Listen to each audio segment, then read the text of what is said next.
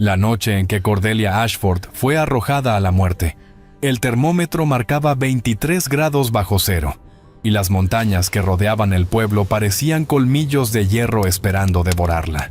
No llevaba abrigo, no tenía llaves ni dinero, solo la mano de su hijo Tobías, un niño de 8 años que temblaba como una hoja, mientras las puertas de la ciudad se cerraban a sus espaldas con un golpe, que sonó como el disparo de una sentencia.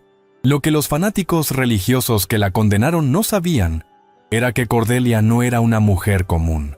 Era la hija de un mecánico de flotillas que le había enseñado a escuchar el metal, a leer el lenguaje secreto de las máquinas abandonadas.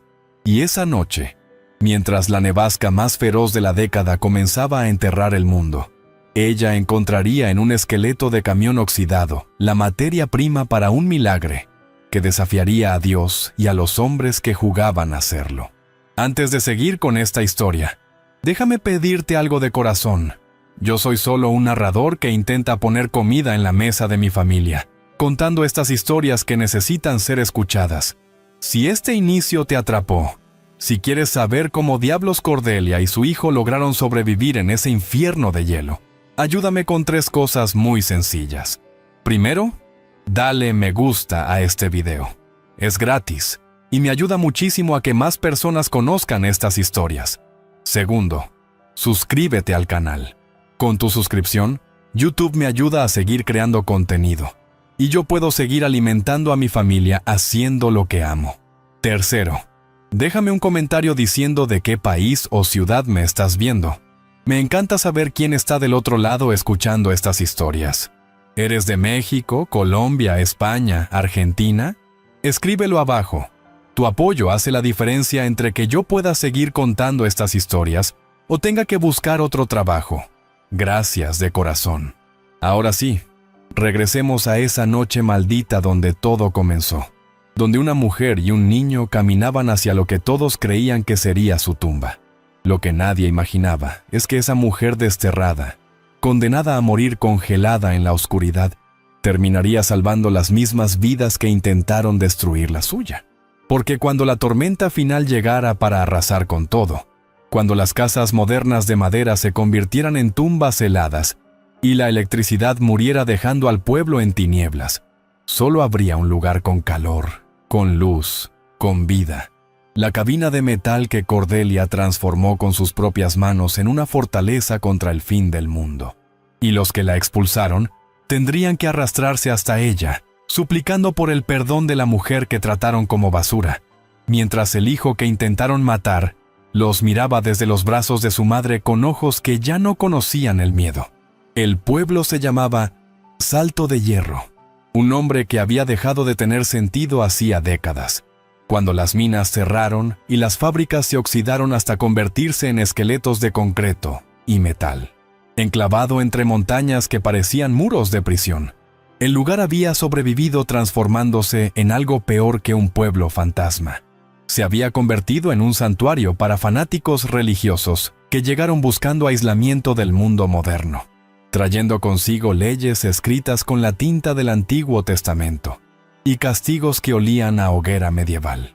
Las calles de tierra congelada brillaban bajo las pocas luces amarillentas que colgaban de postes torcidos, y el viento que bajaba de las cumbres nevadas aullaba entre las casas de madera como si el mismo invierno estuviera rezando oraciones de muerte.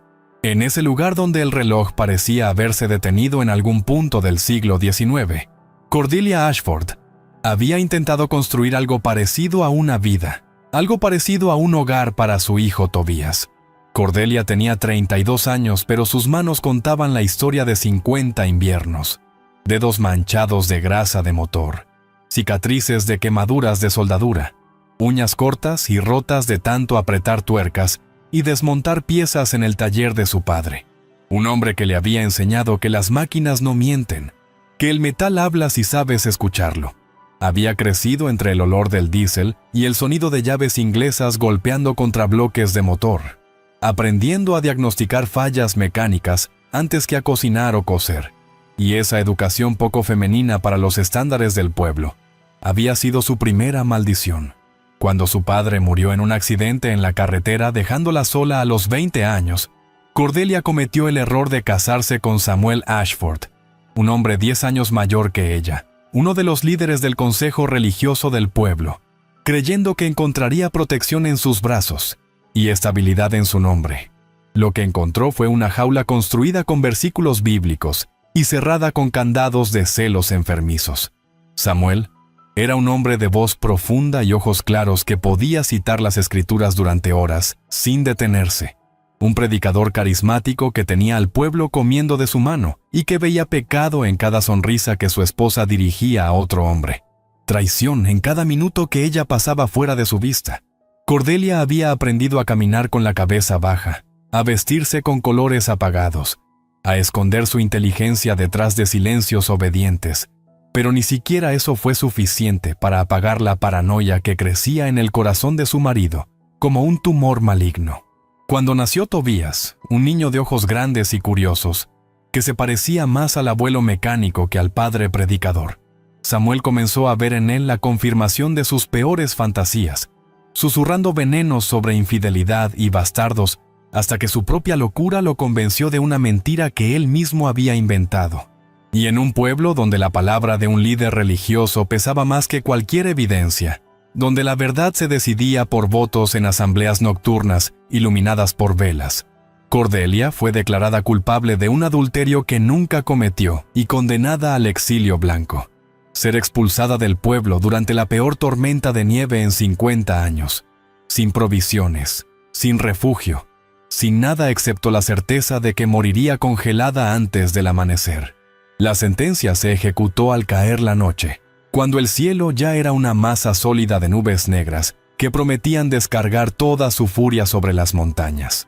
Cordelia fue arrastrada fuera de su propia casa por hombres con los rostros cubiertos con bufandas, hombres que habían sido sus vecinos, que habían comido en su mesa, que ahora la miraban como si fuera una leprosa o algo peor.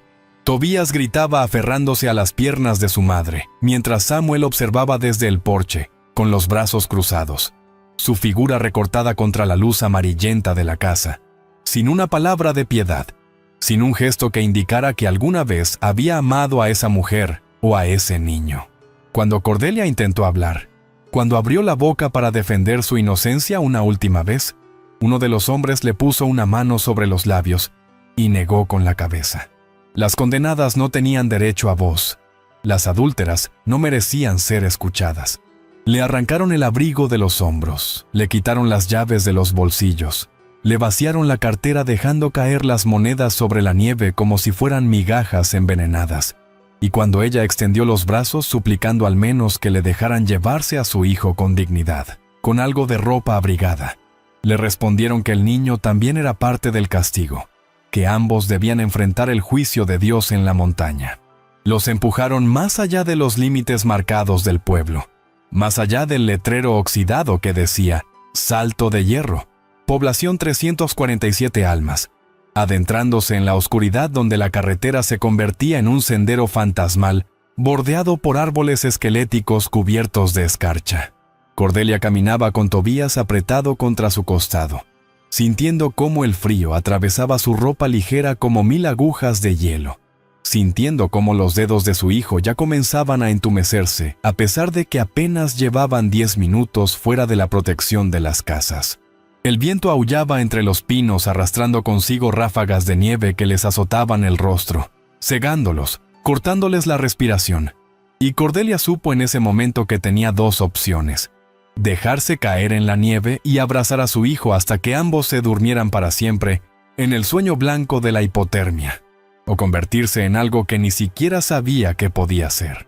Eligió la segunda opción cuando sintió que Tobías dejaba de temblar, cuando el cuerpo del niño comenzó a relajarse con esa paz terrible que precede a la muerte por congelación, cuando supo que tenía quizás 20 minutos antes de que fuera demasiado tarde.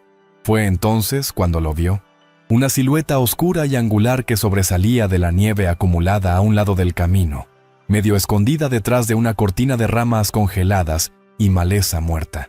Al principio pensó que era una roca, luego que era algún tipo de estructura abandonada, pero cuando se acercó tambaleándose con Tobías cargado en brazos, cuando sus ojos se adaptaron a la oscuridad rota solo por el reflejo enfermizo de la nieve, Reconoció las líneas inconfundibles de un camión de carga pesada, uno de esos monstruos de metal de los años 50 que su padre solía reparar, ahora convertido en un esqueleto oxidado, devorado por décadas de abandono. La cabina estaba hundida en la maleza. El parabrisas roto permitía la entrada del viento y la nieve. Las llantas habían desaparecido hace mucho, dejando el chasis apoyado directamente sobre la tierra congelada. Pero para Cordelia esa ruina de metal representaba algo más valioso que todo el oro del mundo. Representaba la posibilidad de sobrevivir hasta el amanecer. Con las últimas fuerzas que le quedaban, empujó la puerta oxidada de la cabina, sintiendo cómo sus manos se desollaban contra el metal helado, y arrastró a Tobías al interior de lo que sería su hogar, su fortaleza, su campo de batalla contra la muerte misma.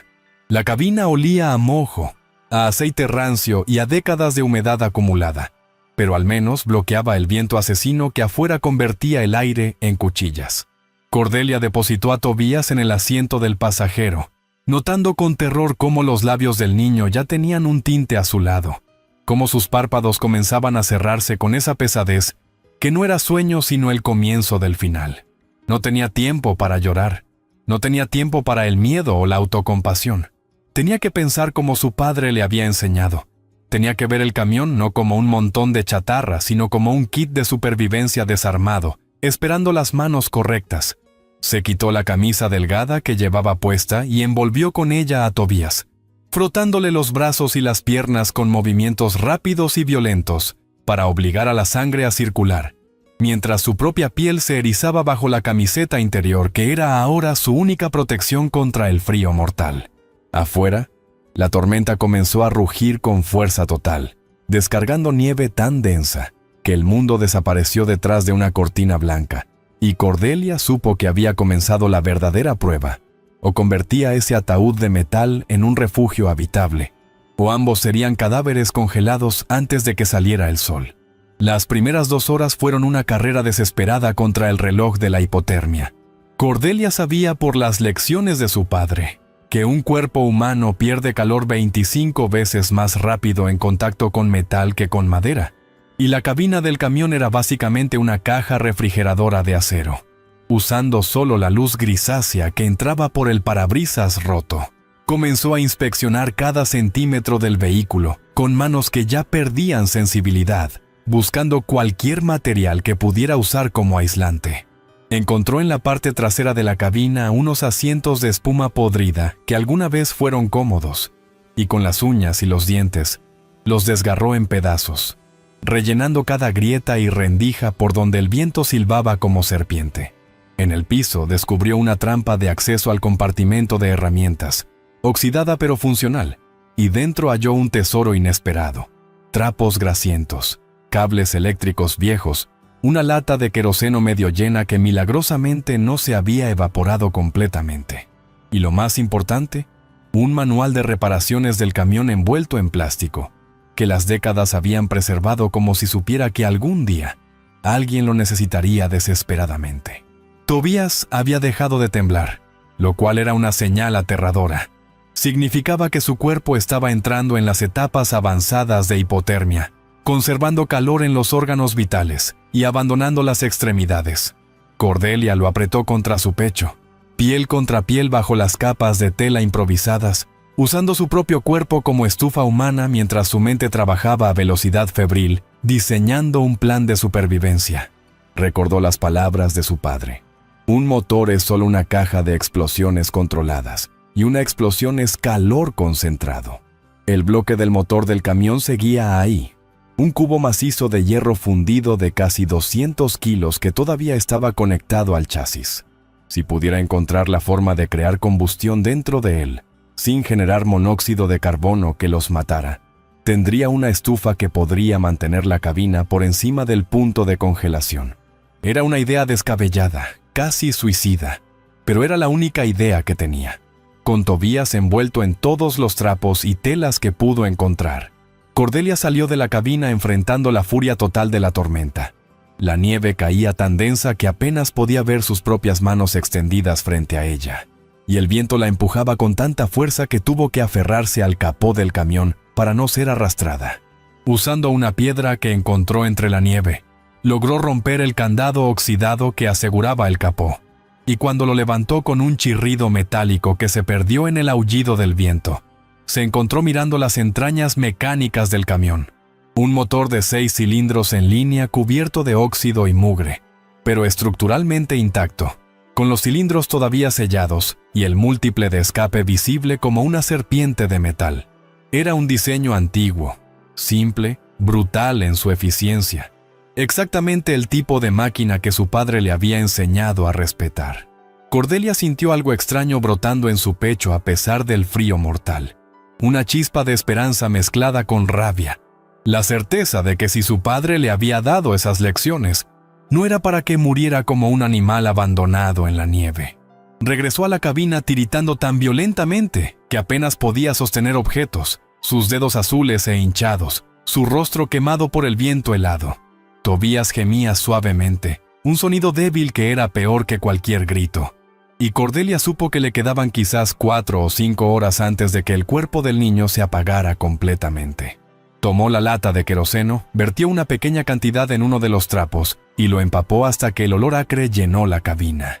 Luego, usando los cables eléctricos que había encontrado, creó una mecha improvisada que conectó a uno de los cilindros del motor a través de una tubería de inyección que logró desatornillar con sus manos desnudas, ignorando cómo la piel se le pegaba al metal congelado arrancándose en tiras. El plan era insano. Crear una pequeña combustión controlada dentro del cilindro, usando el queroseno como combustible, permitiendo que el calor se irradiara al bloque de hierro, sin generar llamas abiertas que consumieran el oxígeno de la cabina. Si fallaba, podrían morir asfixiados o quemados. Si no lo intentaba, morirían congelados con certeza absoluta.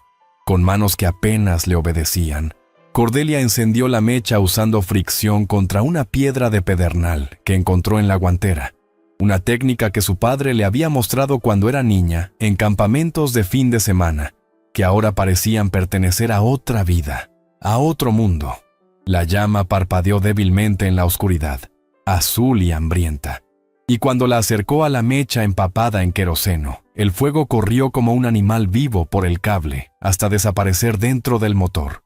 Durante 10 segundos eternos no pasó nada. Luego, un calor sutil comenzó a emanar del capó. No mucho, apenas perceptible, pero suficiente para que Cordelia sintiera la diferencia cuando puso su mano sobre el metal.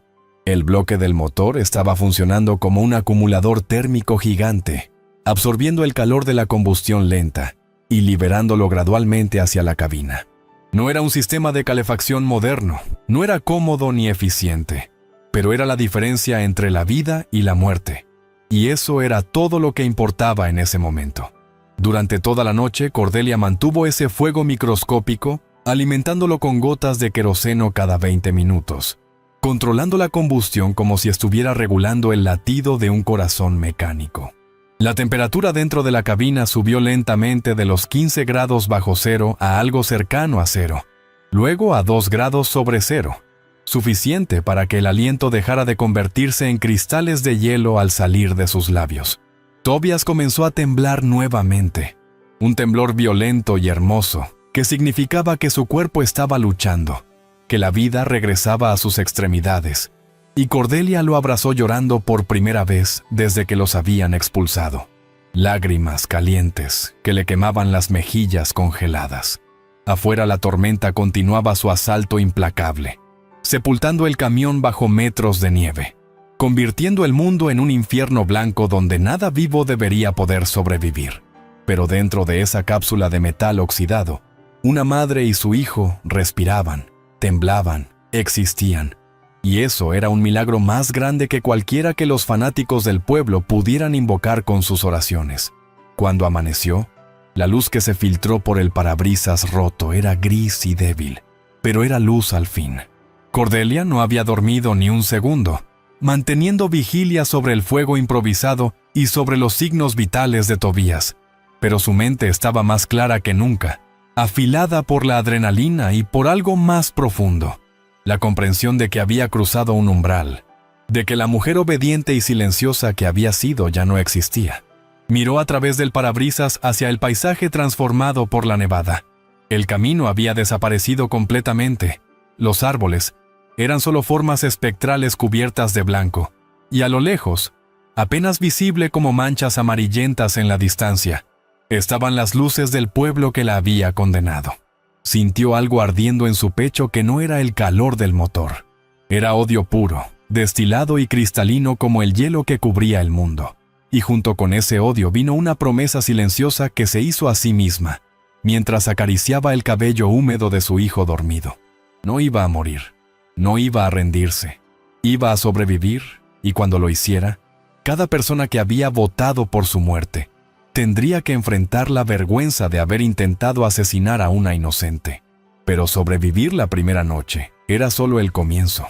Cordelia sabía que el queroseno se agotaría en 2 días como máximo, que necesitaba agua potable, comida y, sobre todo, necesitaba reforzar el refugio contra las tormentas que seguirían viniendo, porque el invierno en las montañas no era un evento sino una estación que duraría meses.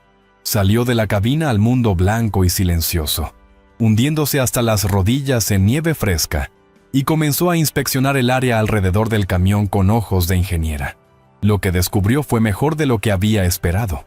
El camión había sido abandonado en lo que alguna vez fue un pequeño depósito de chatarra, apenas visible ahora bajo la nieve, pero repleto de tesoros oxidados. Había otros vehículos parcialmente enterrados, estructuras metálicas colapsadas, tambores de aceite vacíos, placas de metal corrugado, e incluso los restos de una pequeña cabaña de almacenamiento, cuyo techo había cedido décadas atrás, pero cuyas paredes todavía ofrecían materiales recuperables. Cordelia sintió esa chispa de esperanza convertirse en llama. No estaba varada en la nada, estaba parada en medio de un arsenal de piezas y herramientas que nadie excepto ella sabría cómo usar. Y eso le daba una ventaja que ni siquiera sus perseguidores podían imaginar. Durante los siguientes 3 días, mientras Tobías descansaba en la cabina envuelto en todas las capas de aislamiento que ella podía proporcionarle, Cordelia se convirtió en una especie de ingeniera salvaje, trabajando desde el amanecer hasta el anochecer, transformando basura en sistemas de supervivencia. Usó placas de metal corrugado para sellar completamente el parabrisas roto, creando una oscuridad total dentro de la cabina que luego iluminó con una lámpara improvisada hecha de aceite viejo y una mecha de tela. Excavó en la nieve hasta encontrar un arroyo congelado. Rompió el hielo con piedras y llevó bloques cristalinos de vuelta al camión, derritiéndolos sobre el motor caliente para obtener agua potable que hervía en latas de conserva oxidadas. Construyó un sistema de ventilación usando tubos de escape recuperados de otros vehículos, perforando agujeros en el techo de la cabina con un destornillador que afiló contra piedras, asegurándose de que el monóxido de carbono tuviera una salida mientras el aire fresco podía entrar. Cada noche, cuando regresaba a la cabina con las manos sangrantes y el cuerpo quebrado por el esfuerzo, encontraba a Tobías un poco más fuerte, un poco más despierto, y esos ojos grandes y confiados que la miraban como si ella fuera capaz de cualquier cosa, le daban fuerzas para levantarse al día siguiente y continuar construyendo su fortaleza contra el mundo que los quería muertos. Fue en el 7º día cuando Cordelia hizo el descubrimiento que cambiaría todo. Mientras excavaba en la nieve buscando más piezas de metal utilizables, su pala improvisada golpeó algo sólido que no era roca ni chatarra. Era una caja metálica del tamaño de un maletín, enterrada a medio metro de profundidad y sellada con un candado que el óxido había convertido en polvo. Con manos temblorosas la arrastró de vuelta a la cabina, y cuando logró forzar la tapa oxidada, lo que encontró adentro la dejó sin aliento. Había dinero, fajos de billetes viejos que todavía conservaban algo de valor, pero más importante que eso había documentos, escrituras de propiedad, contratos de compraventa, fotografías en blanco y negro de hombres sonriendo junto a camiones nuevos, y cartas, decenas de cartas escritas a mano en papel amarillento por el tiempo.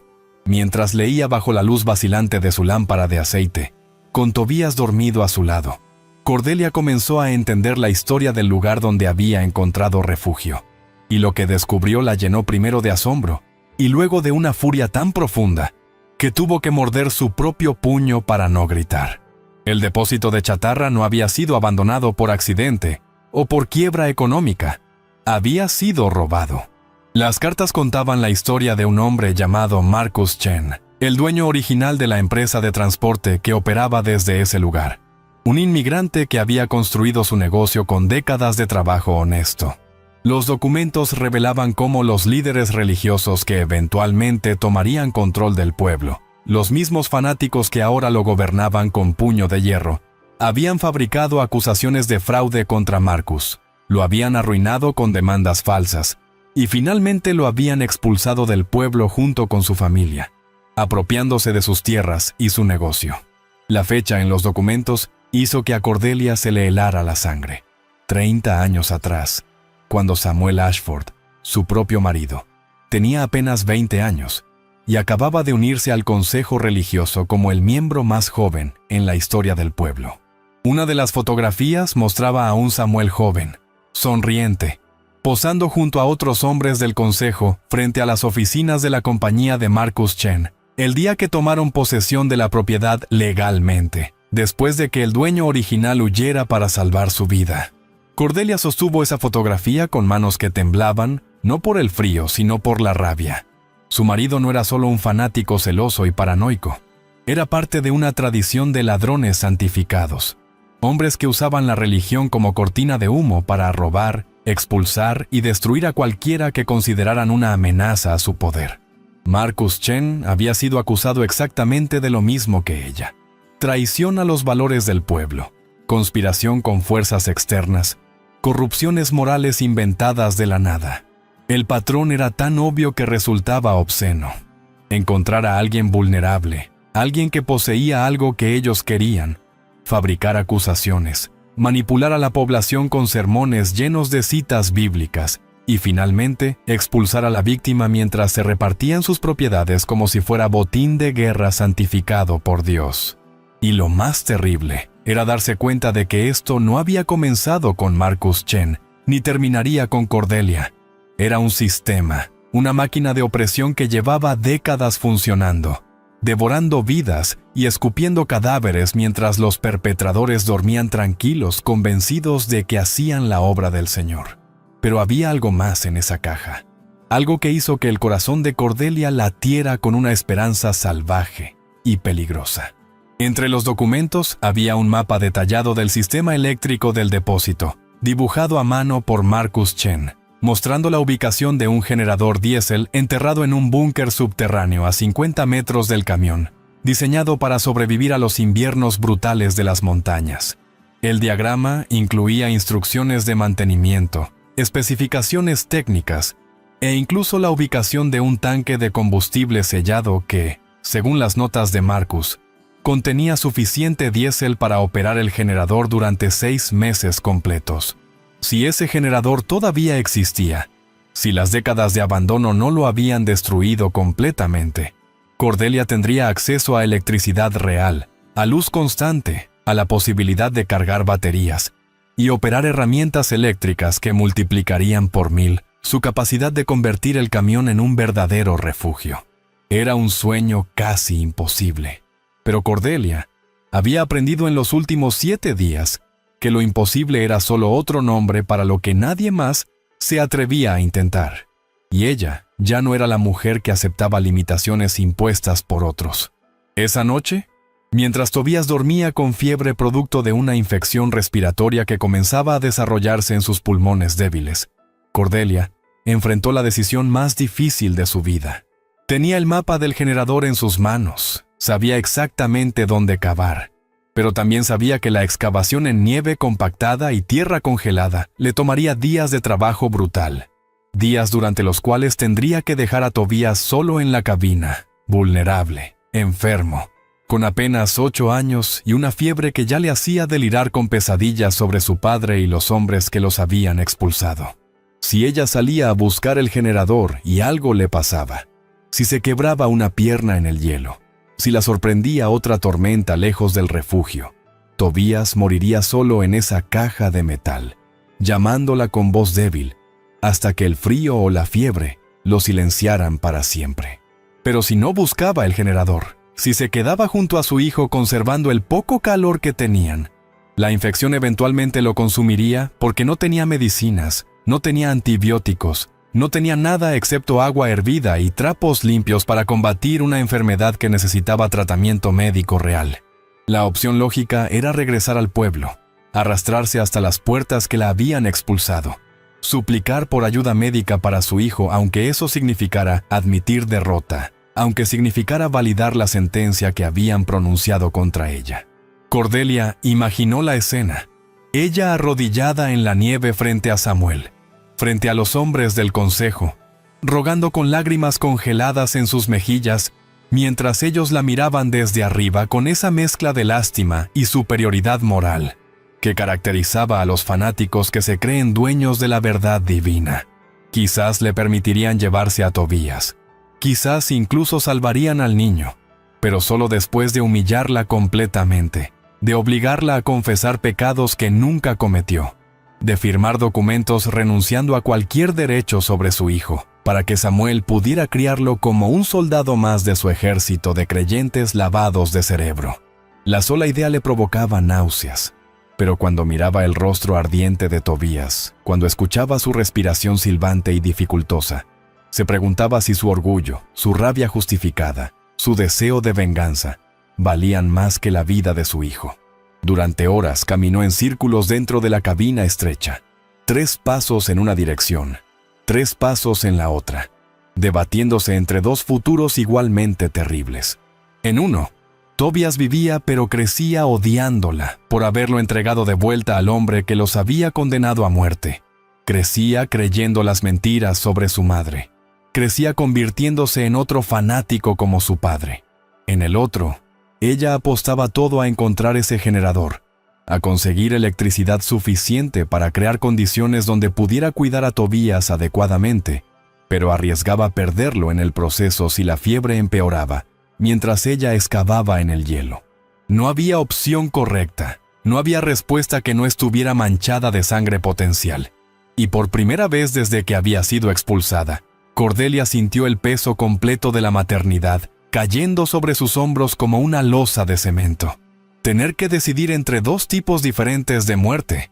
Tener que elegir qué futuro terrible era menos terrible que el otro.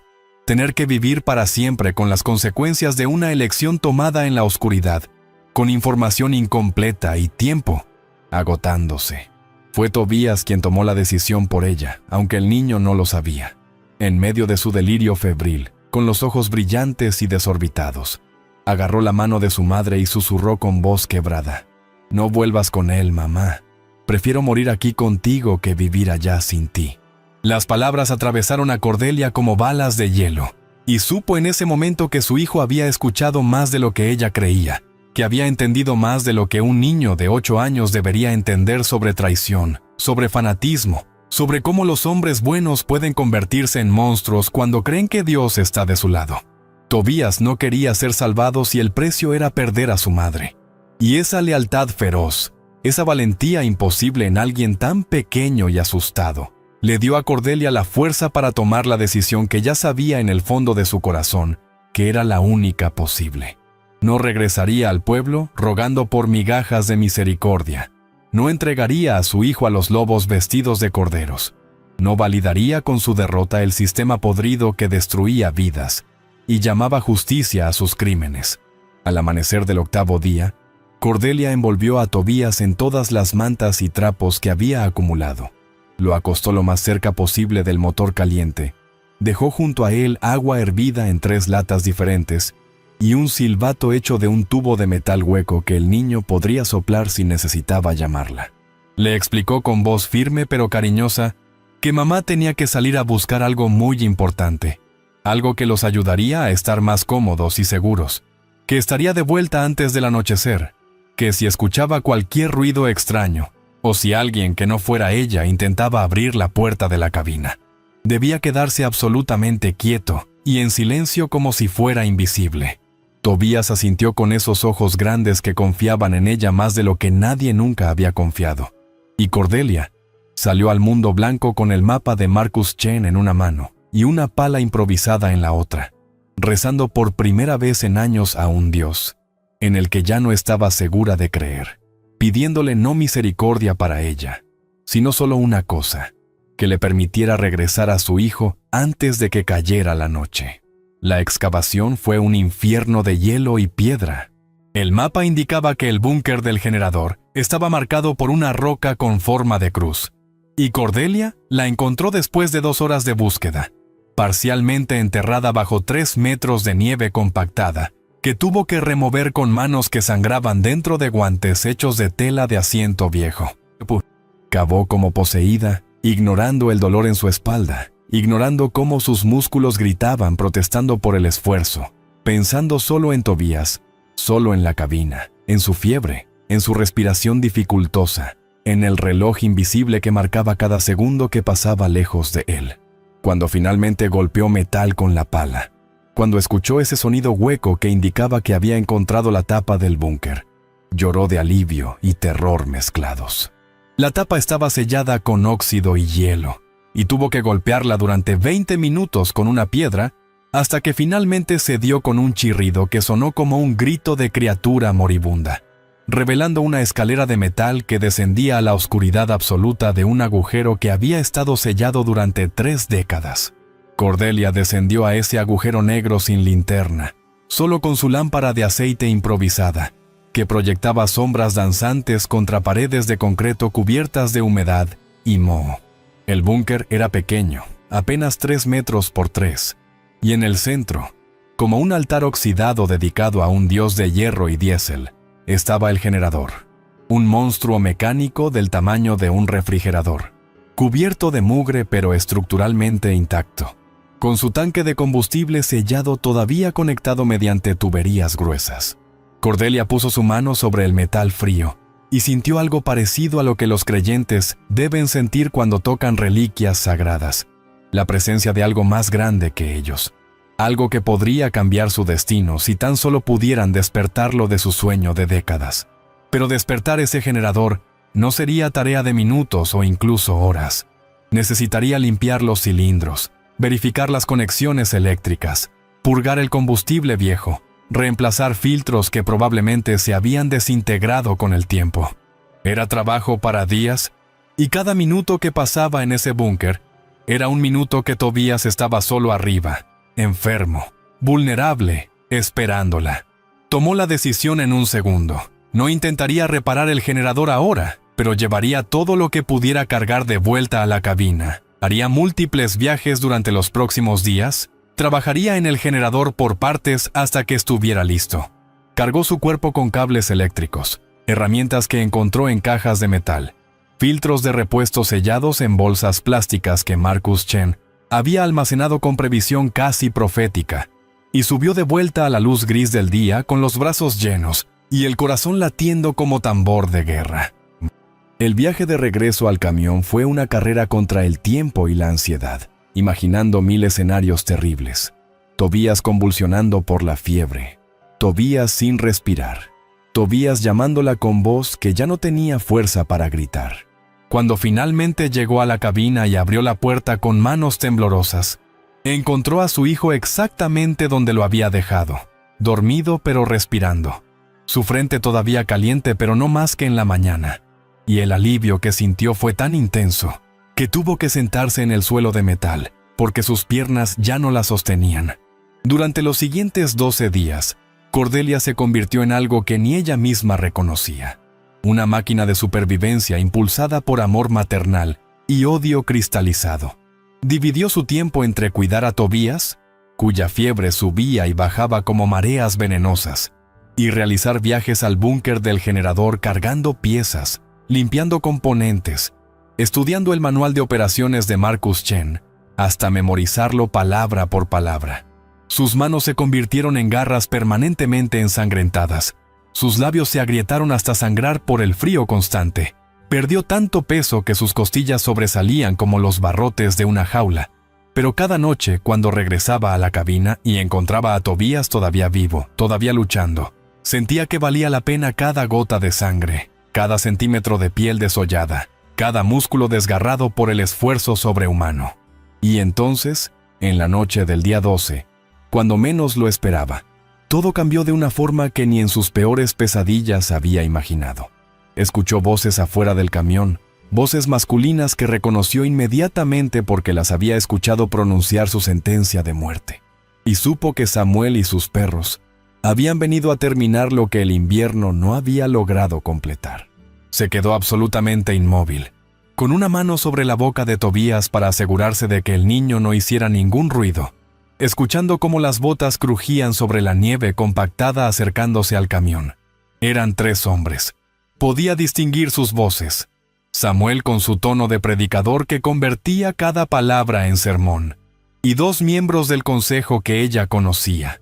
Hombres que habían comido en su mesa, que habían jugado con Tobías cuando era más pequeño, que ahora hablaban de ella como si fuera un problema que necesitaba ser resuelto permanentemente. Imposible que sigan vivos después de 12 días en esta congeladora, decía uno de ellos, su voz amortiguada por el metal de la cabina pero perfectamente audible. Pero tenemos que asegurarnos, respondía Samuel con esa calma terrible que Cordelia conocía tan bien. Esa serenidad de hombre convencido de que Dios aprueba cada una de sus atrocidades. Si hay cuerpos, los quemaremos. No podemos arriesgarnos a que alguien los encuentre en primavera y haga preguntas incómodas. Las palabras cayeron sobre Cordelia como piedras heladas. No habían venido a rescatarlos ni a verificar si seguían vivos por compasión. Habían venido a borrar la evidencia de su crimen, a eliminar cualquier rastro que pudiera convertirse en acusación contra ellos. Cordelia miró alrededor en la oscuridad de la cabina buscando algo, cualquier cosa que pudiera usar como arma. Sus dedos tocaron el mango de una llave inglesa pesada. Luego encontraron un destornillador largo y afilado, que había estado usando para desmontar piezas del generador. Eran armas patéticas contra 3 hombres adultos, pero prefería morir peleando que dejar que entraran y mataran a Tobías sin resistencia. Colocó al niño en el rincón más alejado de la puerta, cubriéndolo con todas las mantas, susurrándole al oído con voz que temblaba, pero no de miedo sino de furia absoluta. Pase lo que pase. No salgas de aquí, no hagas ruido. Mamá va a protegerte. Los pasos se acercaron más. Escuchó manos probando la manija de la puerta de la cabina. Escuchó a Samuel murmurando algo que sonaba como una oración, pero que en realidad era una justificación anticipada por el asesinato que estaba a punto de cometer. Y entonces, justo cuando Cordelia apretaba la llave inglesa preparándose para golpear al primero que cruzara esa puerta, sucedió algo que nadie, absolutamente nadie, podría haber predicho. El cielo se abrió, y comenzó a caer la tormenta de todas las tormentas, la madre de todas las nevadas, un apocalipsis blanco que convertiría los siguientes 3 días en un infierno congelado que haría parecer un paseo dominical todo lo que había venido antes. El viento llegó primero, un aullido que no sonaba como cosa natural, sino como la voz de algo antiguo y furioso, despertando de un sueño milenario. Cordelia sintió cómo el camión se sacudía sobre su chasis, cómo el metal gemía protestando contra las ráfagas que debían estar alcanzando velocidades de más de 150 kilómetros por hora. Afuera escuchó gritos de pánico, escuchó a los hombres maldiciendo, escuchó a Samuel gritando órdenes que se perdían en el rugido del viento que arrancaba sus palabras de su boca y las dispersaba en la nada. «¡Volvamos al pueblo!», gritaba alguien. «No podemos, la visibilidad es 0», respondía otro. Y entonces, para horror absoluto de Cordelia, escuchó a Samuel tomando la peor decisión posible. «Busquen refugio en la chatarra, métanse en cualquier estructura que encuentren, esperaremos a que pase lo peor». Cordelia cerró los ojos sintiendo cómo el destino o Dios, o lo que fuera que controlara el universo, le jugaba la broma más cruel imaginable. Esos hombres no iban a irse, iban a quedarse exactamente ahí, a metros de distancia, buscando refugio en el mismo depósito de chatarra que ella había convertido en su arsenal de supervivencia. Durante las siguientes horas, mientras la tormenta convertía el mundo en un caos blanco impenetrable, Cordelia escuchó a los hombres moviéndose afuera, golpeando metal, maldiciendo, buscando desesperadamente algún lugar donde protegerse del viento que ya había matado a personas más fuertes que ellos. Escuchó cuando encontraron los restos de la cabaña de almacenamiento. Escuchó sus gritos de alivio. Escuchó cómo arrastraban piezas de metal intentando reforzar las paredes colapsadas. Y entonces, con una claridad terrible, entendió lo que estaba pasando. Esos hombres estaban intentando sobrevivir usando exactamente los mismos métodos que ella había usado, pero sin el conocimiento, sin las habilidades, sin la comprensión de mecánica y física que su padre le había regalado. Estaban construyendo su refugio completamente mal, sellando la ventilación de una forma que los asfixiaría si intentaban hacer fuego, usando materiales que conducirían el frío en lugar de bloquearlo, cometiendo cada error posible que una persona sin entrenamiento cometería cuando la desesperación reemplaza al pensamiento racional. Cordelia se dio cuenta de que tenía en sus manos el poder de vida y muerte sobre esos hombres. Podía salir, podía enseñarles cómo sobrevivir correctamente, o podía quedarse en silencio y dejar que su propia ignorancia los matara, mientras la tormenta hacía el trabajo sucio que ella nunca se atrevería a hacer con sus propias manos. El dilema moral que enfrentó en ese momento fue 1000 veces peor que cualquier otro anterior. Estos eran los hombres que la habían condenado a muerte, que habían arrancado a su hijo de su hogar y lo habían arrojado a la nieve para que muriera congelado, que acababan de venir con la intención explícita de quemar sus cuerpos para borrar la evidencia de su crimen. Cordelia les debía menos que nada. Les debía solo odio y desprecio, y la justicia poética de verlos morir por su propia estupidez mientras intentaban asesinarla era tan perfecta que casi parecía diseñada por una deidad con sentido del humor negro. Pero entonces miró a Tobías, vio a su hijo observándola con esos ojos que todavía creían que su madre era buena, que todavía confiaban en que ella haría lo correcto incluso cuando lo correcto era imposible de definir, y supo que lo que decidiera en los próximos minutos no solo determinaría si esos hombres vivían o morían, sino también qué tipo de persona se convertiría, qué tipo de madre sería, qué lecciones le enseñaría a su hijo sobre moralidad, en un mundo que había demostrado una y otra vez que la moralidad era un lujo que solo los poderosos podían permitirse. «Mamá», susurró Tobías con voz ronca por la fiebre que finalmente comenzaba a ceder. «¿Esos son los hombres malos?» Cordelia asintió, incapaz de mentirle. «¿Van a lastimarnos?», preguntó el niño. «No, si yo puedo evitarlo», respondió ella. Tobías quedó en silencio por un momento, y luego dijo algo que partió el corazón de Cordelia en pedazos tan pequeños que nunca podrían volver a unirse. «Pero si tú puedes ayudarlos a no morir, deberías hacerlo, porque si no, serías como ellos».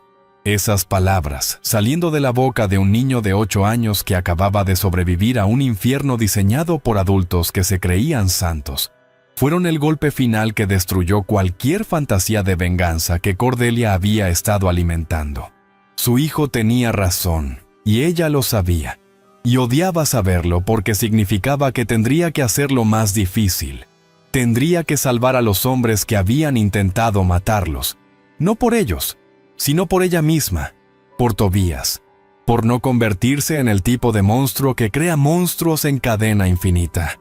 Cordelia salió de la cabina como una aparición surgiendo del infierno blanco, cubierta de trapos y telas que la hacían parecer más espectro que humana, enfrentando un viento que casi la arranca del suelo y la lanza contra las rocas. Los hombres no la vieron acercarse hasta que estuvo a 2 metros de distancia, y cuando finalmente la reconocieron, cuando vieron que la mujer que creían muerta estaba parada frente a ellos, viva y furiosa como una diosa vengativa del frío, sus rostros se transformaron en máscaras de terror absoluto. Samuel retrocedió como si hubiera visto un fantasma, su boca abriéndose y cerrándose sin producir sonido, y los otros 2 se aferraron el uno al otro temblando no solo por el frío, sino por el miedo primitivo de enfrentar algo que desafía toda lógica. «Están construyendo su refugio completamente mal», gritó Cordelia por encima del aullido del viento, su voz dura como el hielo que cubría el mundo. «Si encienden fuego ahí dentro sin ventilación adecuada, morirán asfixiados en menos de 1 hora. Si sellan todas las grietas como están haciendo, el frío los matará porque están usando materiales conductores. Y si intentan quedarse en esa estructura sin reforzar el techo, colapsará sobre sus cabezas antes del amanecer». Los miró uno por uno. viendo en sus ojos el reconocimiento lento y terrible de que sus vidas dependían ahora de la misericordia de la mujer que habían intentado destruir. ¿Por qué nos ayudarías?, preguntó Samuel finalmente, su voz quebrada por la incredulidad y algo más profundo: vergüenza. Cordelia lo miró con una expresión que era mitad piedad, mitad desprecio. «Porque mi hijo me está mirando», respondió, «y necesito que él vea que es posible ser mejor que ustedes, que es posible elegir la vida incluso cuando la muerte sería más justa, que es posible mantener la humanidad, incluso cuando otros la han perdido completamente». Se dio vuelta y comenzó a caminar de regreso a la cabina. Pero antes de desaparecer en la tormenta gritó por encima del hombro: «Los ayudaré a no morir esta noche, pero después de esto, no quiero volver a verlos nunca. Y cuando la tormenta pase, van a regresar al pueblo y van a decirle a todos exactamente lo que pasó aquí, que la mujer que condenaron a muerte los salvó cuando ellos vinieron a quemar su cadáver. Van a vivir con esa vergüenza el resto de sus vidas. Y cada vez que se miren en el espejo van a recordar que no merecían misericordia, pero la recibieron de todas formas. Las palabras cayeron sobre los hombres como sentencia divina, y Cordelia supo que esa humillación pública, esa deuda impagable, sería un castigo peor que cualquier venganza física que hubiera podido imaginar. Durante las siguientes 6 horas, Cordelia les enseñó a sobrevivir.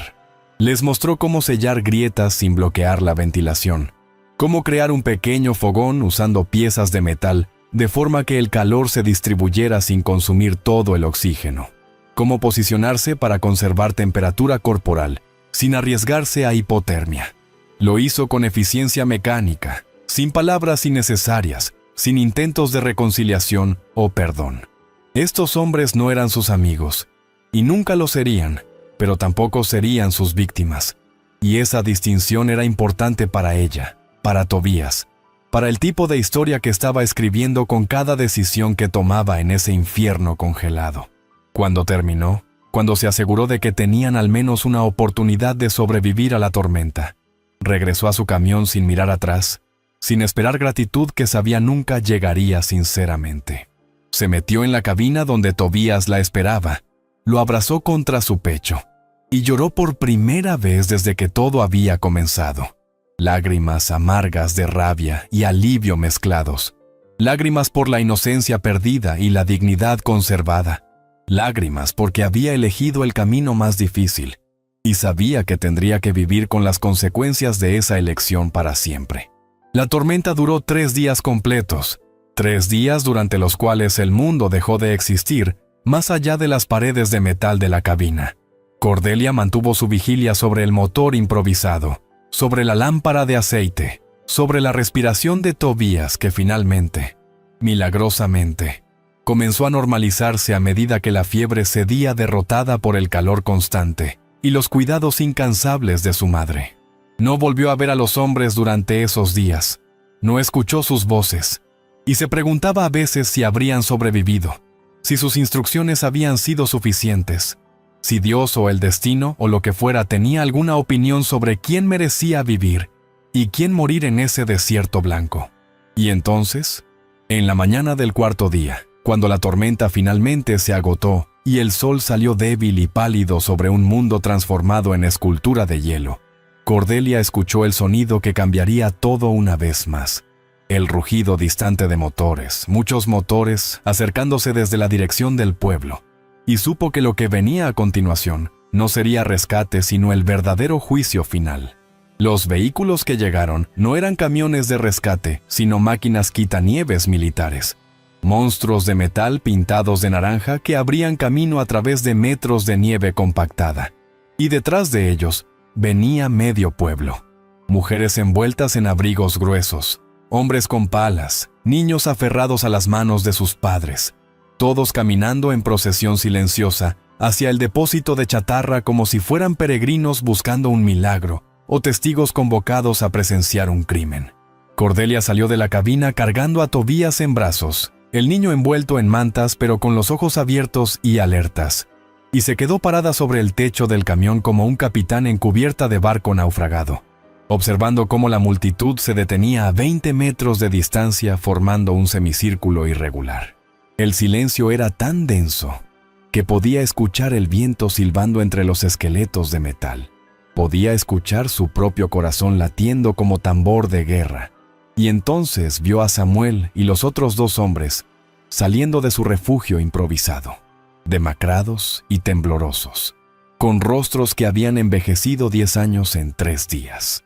El líder religioso caminó hacia el frente de la multitud, y Cordelia se preparó para lo que sabía vendría: más acusaciones, más justificaciones, más intentos de convertir su supervivencia en evidencia de brujería o pactos diabólicos. Porque hombres como Samuel nunca admitían error, nunca aceptaban vergüenza, siempre encontraban la forma de torcer la realidad hasta que sus crímenes se convirtieran en actos de justicia divina. Pero lo que salió de la boca de Samuel no fue una acusación, sino una confesión. Con voz quebrada que apenas era audible, con la cabeza inclinada y las manos temblando no de frío sino de vergüenza, habló: «Yo condené a esta mujer basándome en mentiras que yo mismo inventé. La acusé de adulterio porque mis celos me consumían, porque su inteligencia me hacía sentir pequeño, porque tenía miedo de una mujer que sabía arreglar máquinas mejor que cualquier hombre del pueblo. Vinimos aquí hace 4 días no a rescatarla, sino a quemar su cuerpo y borrar la evidencia de nuestro crimen». La multitud jadeó colectivamente, murmullos de horror y confusión extendiéndose como ondas en agua perturbada. Samuel continuó, cada palabra saliendo de él como si le arrancaran los dientes. «Y cuando la tormenta nos atrapó, cuando estábamos muriendo por nuestra propia ignorancia en un refugio mal construido, esta mujer que teníamos todo el derecho de dejarnos morir, nos salvó, nos enseñó a sobrevivir. Eligió la misericordia cuando nosotros habíamos elegido el asesinato. Se arrodilló en la nieve, y los otros 2 hombres lo imitaron, 3 figuras quebradas sobre blanco infinito. Y Cordelia entendió que esto no era teatro ni manipulación. Era el colapso completo de hombres que habían descubierto que el Dios que creían los respaldaba en realidad los había abandonado en el momento que más lo necesitaban, mientras una mujer que ellos llamaban pecadora demostraba más santidad en una acción que ellos en décadas de sermones vacíos. Cordelia bajó del camión lentamente, todavía cargando a Tobías, caminando hacia la multitud que se abría a su paso como mar dividido por voluntad divina. Se detuvo frente a Samuel. Lo miró desde arriba con ojos que ya no contenían odio, sino algo más complejo: piedad mezclada con tristeza infinita por todo el dolor innecesario, por todas las vidas arruinadas por fanatismo disfrazado de fe, por todos los Marcus Chen del mundo expulsados y olvidados porque no cabían en las cajas estrechas que otros construían, llamándolas paraíso. «No quiero tu arrepentimiento», dijo finalmente con voz firme como acero templado. «No quiero tus disculpas ni tu vergüenza pública. Lo único que quiero es que esto nunca vuelva a pasar. Que la próxima vez que alguien en este pueblo señale a una persona llamándola pecadora, traidora, corrupta, ustedes recuerden este momento. Recuerden que yo estaba diciendo la verdad y ustedes estaban mintiendo. Recuerden que sus certezas absolutas casi asesinan a una madre y su hijo inocente. Y que esa memoria los haga dudar, los haga cuestionar, los haga humanos otra vez en lugar de máquinas de juicio operadas por miedo y control». Las palabras cayeron sobre la multitud como sentencia final, y Cordelia vio rostros llorando, vio cabezas inclinándose avergonzadas, vio el comienzo de algo que podría ser cambio real, o podría ser solo otro capítulo de culpa performativa que se desvanecería con el tiempo. Pero al menos era algo, al menos era grieta en la armadura de certeza que había convertido ese pueblo en prisión espiritual. 6 meses después, cuando la primavera finalmente derritió las últimas nieves y convirtió las montañas en cascadas rugientes de agua liberada, Cordelia y Tobías todavía vivían en el camión. Pero ya no era un esqueleto oxidado, sino algo más parecido a un hogar. El generador de Marcus Chen funcionaba perfectamente después de semanas de reparaciones meticulosas, proporcionando electricidad que alimentaba luces reales, un pequeño calentador, incluso un radio que conectaba ese refugio aislado con el mundo exterior. El pueblo había intentado convencerla de regresar. Le habían ofrecido una casa nueva, compensación económica, disculpas públicas repetidas hasta el cansancio, pero Cordelia había rechazado todo con cortesía firme. No porque siguiera odiándolos, sino porque había descubierto algo en esos meses de supervivencia brutal, que la libertad verdadera no venía de ser aceptada por una comunidad, sino de no necesitar su aceptación, que la fuerza real no estaba en someterse a las reglas de otros, sino en escribir las propias basándose en principios que podías defender, incluso cuando todo el mundo te daba la espalda. El camión se había convertido en símbolo de algo más grande que refugio físico. Era la prueba viviente de que una persona con conocimiento, determinación y amor podía construir un mundo entero desde cero. Podía sobrevivir cuando todos apostaban por su muerte. Podía elegir misericordia cuando la venganza hubiera sido más dulce y más fácil. Tobías crecía en ese espacio estrecho de metal convertido en fortaleza, aprendiendo de su madre las mismas lecciones que el abuelo mecánico le había enseñado a ella: que las máquinas no mienten, que el metal habla si sabes escucharlo, que la inteligencia aplicada con amor puede transformar chatarra en milagros. Pero más importante que las habilidades técnicas, el niño estaba aprendiendo lecciones sobre moralidad que ningún sermón en ninguna iglesia podría enseñar, que la bondad real se mide en momentos cuando cuesta todo darla, que perdonar no significa olvidar ni validar el daño, sino liberarse del veneno del odio, que la verdadera fortaleza está en elegir quién quieres ser incluso cuando el mundo te da 1000 razones para convertirte en monstruo. Y cada noche, cuando Cordelia acostaba a su hijo en el pequeño camarote que había construido usando asientos recuperados y mantas cosidas a mano, cuando veía esos ojos que la miraban con admiración y confianza absolutas, sabía que había ganado algo más valioso que cualquier victoria sobre sus enemigos. Había ganado el derecho de mirarse en el espejo sin vergüenza. Había preservado su humanidad en circunstancias diseñadas para destruirla. Y eso era un triunfo que nadie podría quitarle jamás. Un legado que pasaría a su hijo como la herencia más preciosa que una madre puede dar. La certeza inquebrantable de que incluso en el invierno más oscuro, incluso cuando el mundo entero se convierte en desierto helado de crueldad e injusticia, siempre es posible elegir ser la luz que corta la oscuridad en lugar de otra sombra que la profundiza.